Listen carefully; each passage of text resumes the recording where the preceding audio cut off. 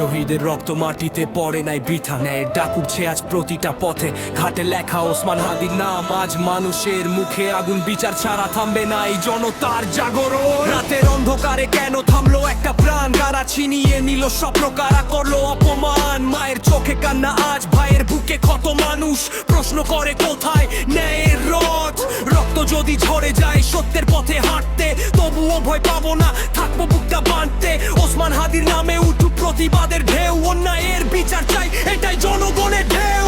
বিচার চাই, বিচার চাই, শহীদের রক্তের আজ হিসাব চাই।